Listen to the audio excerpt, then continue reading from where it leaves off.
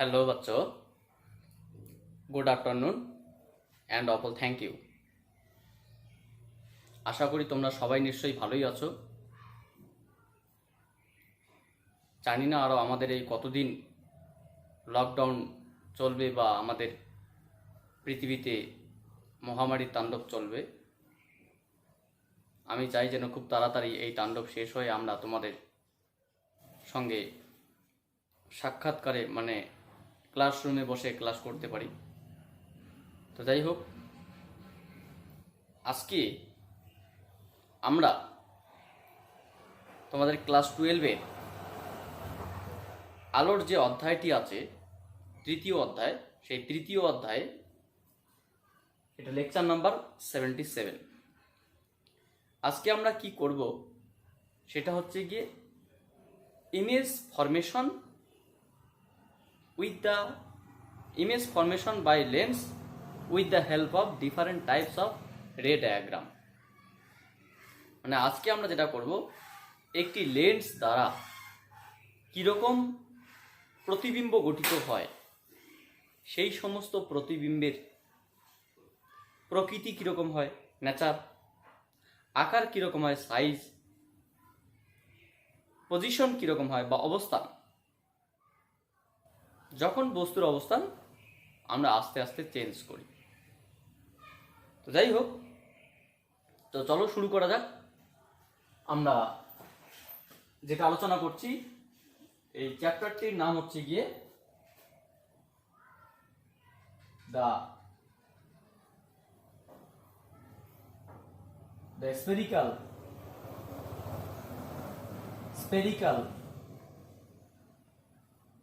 spherical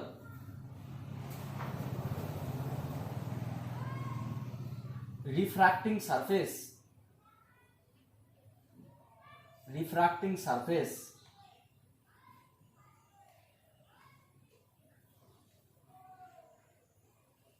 especially lens।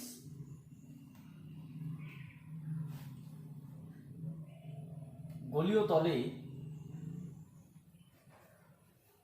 প্রতিসরণ, গলীয় প্রতিসরণ তল এবং lens. আজকে আমরা যে টপিকটা দেখবো সেটা হচ্ছে গিয়ে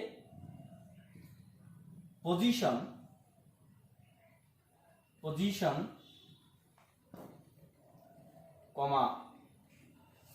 size,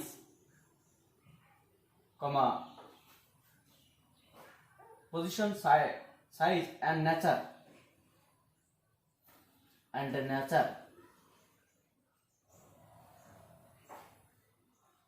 of an image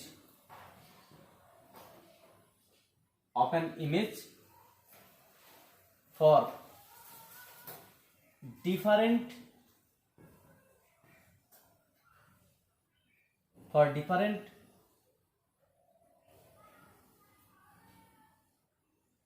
position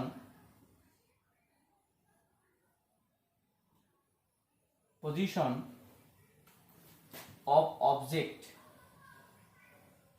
an object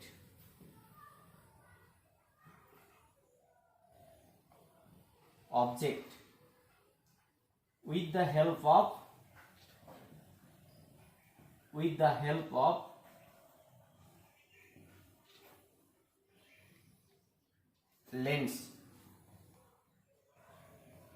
লেন্সের সাহায্যে। এগুলো আমরা এর আগে গলীয় প্রতিফলক তল বা উত্তল দর্পণ, অবতল দর্পণ দ্বারাও আমরা দেখেছিলাম। আজকে আমরা দেখব এই একই ঘটনা।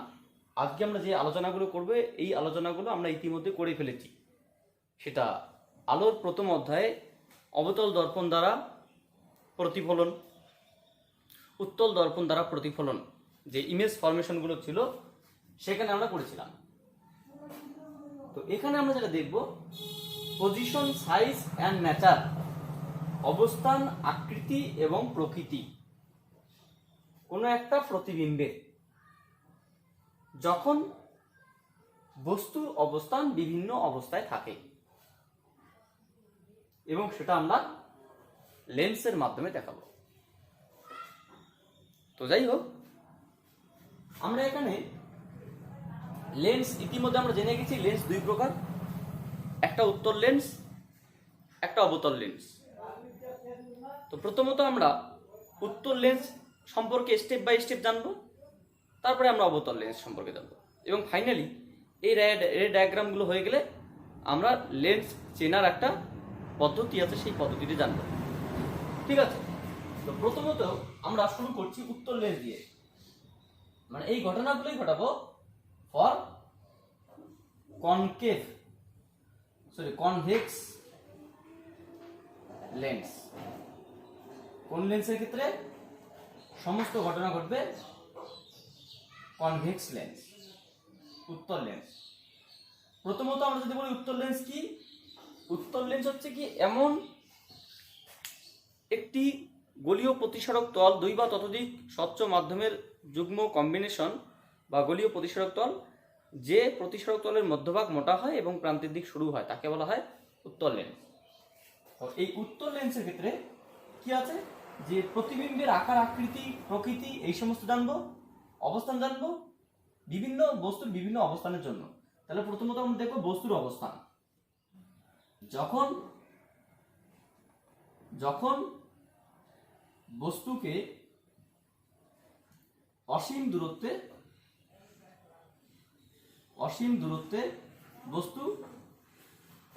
বস্তুকে অসীম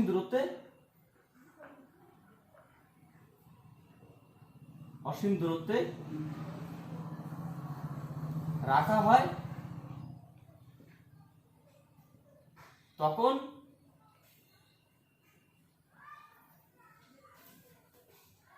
উত্তল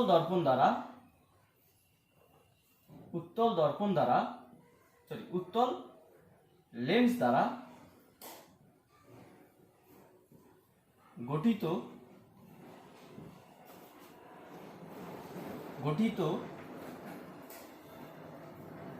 প্রতিবিম্বের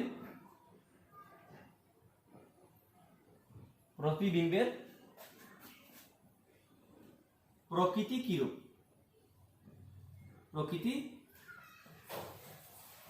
কিরূপ হয়।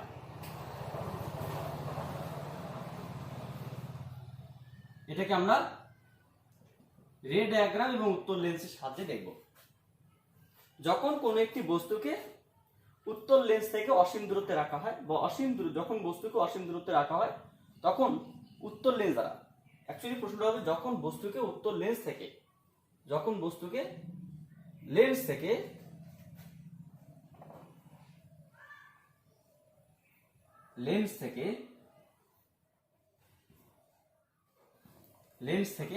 অসীম দূরত্বে রাখা হয়, সেটা উত্তল হতে পারে, অবতল হতে পারে।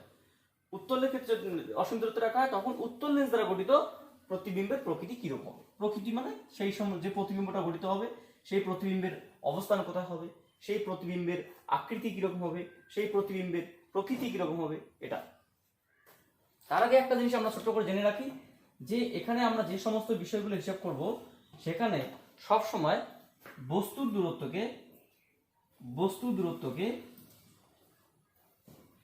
দূরত্বকে আমরা ইউ দ্বারা প্রকাশ করব। প্রতিবিম্বের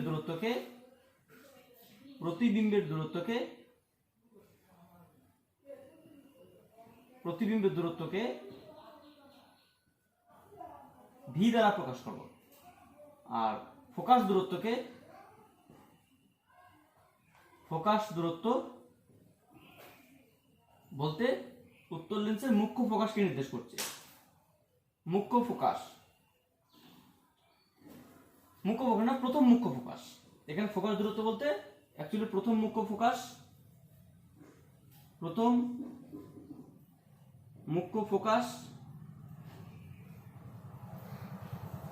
বা শুধুমাত্র মুখ্য ফোকাস বলা যেতে পারে এটাকে, বা শুধুমাত্র এটাকে এফ দ্বারা প্রকাশ করা যেতে পারে। আর একটা জিনিস আমাদের মাথায় রাখতে হবে, যে লেন্সের ক্ষেত্রে বস্তুর দূরত্ব, প্রতিবিম্বের দূরত্ব, ফোকাস দূরত্ব, যে কিছুই আমরা হিসাব করি না কেন, সমস্ত হিসাব হবে আলোক কেন্দ্র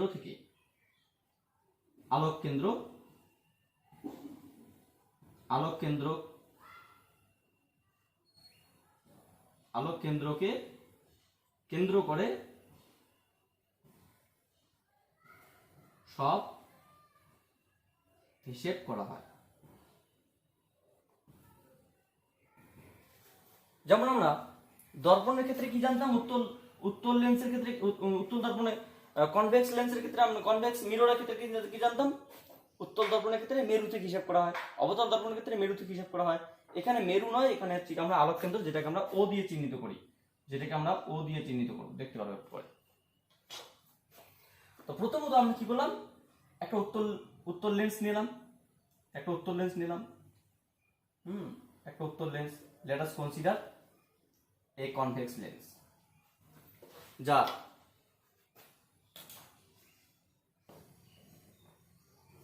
প্রিন্সিপাল অ্যাক্সিস বা প্রধান অক্ষ, সরি এটি দেখে লাভ নেই, ছোট স্কেল হবে না এখানে, যা প্রিন্সিপাল অ্যাক্সিস বা প্রধান অক্ষ এক্স ওয়াই,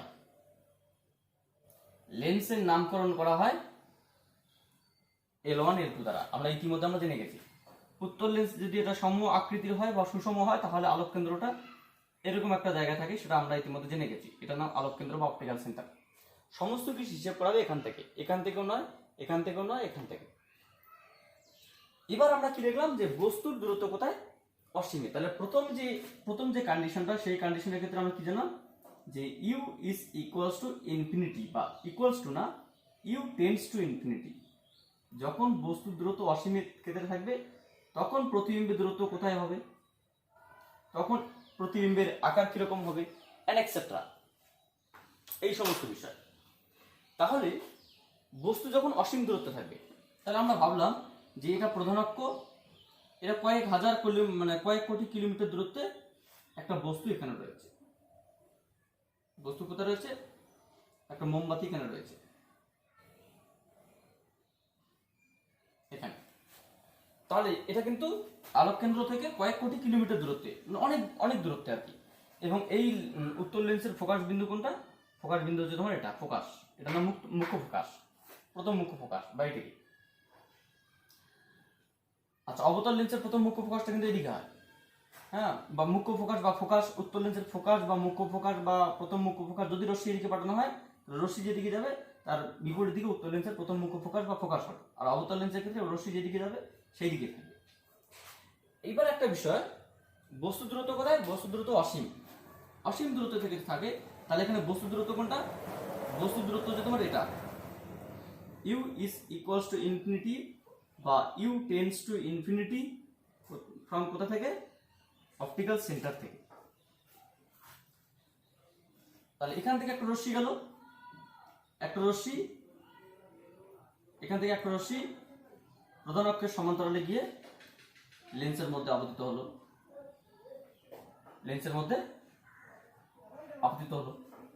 তার সমান্তরাল আলো রশ্মি গুচ্ছ উত্তল লেন্স দ্বারা প্রতিসরণের পর ফোকাস বিন্দু দিয়ে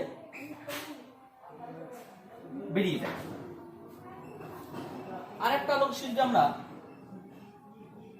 এখান থেকে পাঠাই, তো তোমাদের মনে হতে পারে যে আলোক কেন্দ্র দিয়ে গেল, তাহলে সেটা এইভাবে বেরিয়ে যাবে, অর্থাৎ প্রতিবিম্ব এখানে গঠিত হবে না।